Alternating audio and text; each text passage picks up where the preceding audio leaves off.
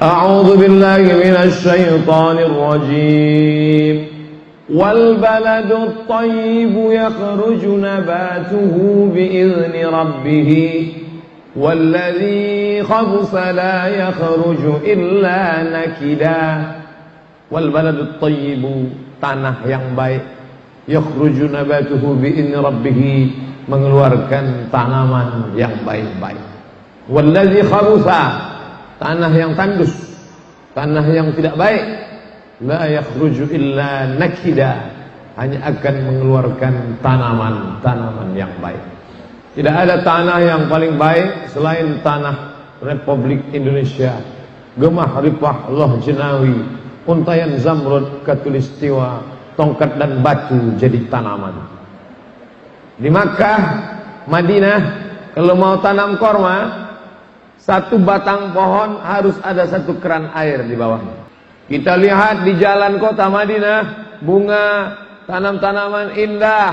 Ternyata ketika ditanya, loh kok bisa gini? Ditanam dulu Pak Ustadz. Setelah berbunga baru dipindah ke sini, disiram tiap hari.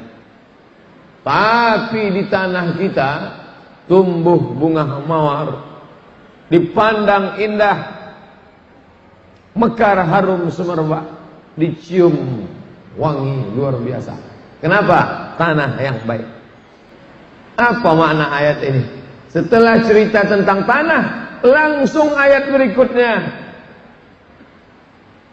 tentang Nabi Nuh alaihi salam. Kata Imam Al-Biqai, ada at-tanasub, kesesuaian antara satu ayat dengan ayat berikutnya. Lama saya mikir, apa hubungan tanah yang baik menumbuhkan tanaman yang baik dengan Nabi Nuh alaihissalam? Enggak ada hubungan sama sekali. Yang satu cerita tanah, yang satu cerita Nabi Nuh. Ternyata direnung-renung-renung, Nabi Nuh bibit yang baik, tapi karena tidak disemai di tanah yang baik, tumbuhlah tanaman yang tidak baik. Tanaman itu bernama Kan'an. Ya bunayya, wahai anakku, irkam ma'ana, mari naik ke perahu bapak.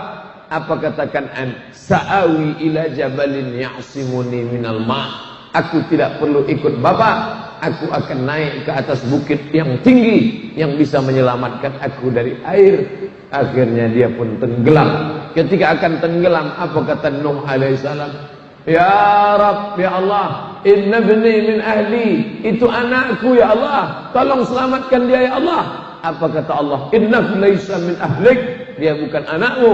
Innahu amalun ghairu salih, karena amalnya tidak baik. Lahir anak tidak baik dari seorang nabi yang baik, karena bibit itu disemai di tanah yang tidak baik.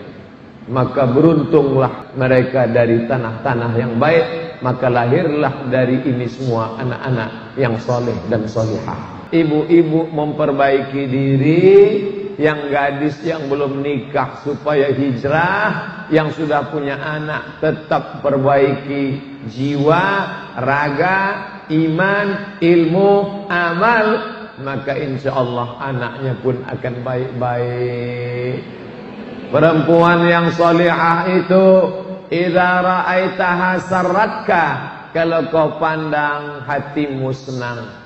Bukan senang karena bedaknya 3 inci, bukan senang karena lipstiknya tebal, bukan senang karena 2 warna, sebelah kiri hijau, sebelah kanan biru, tapi senang karena dia basah bekas air wudhu habis sholat duha. Senang karena dia habis khatam Quran, baca Yasin, surat Al-Kahfi, surat Al-Waqi'ah.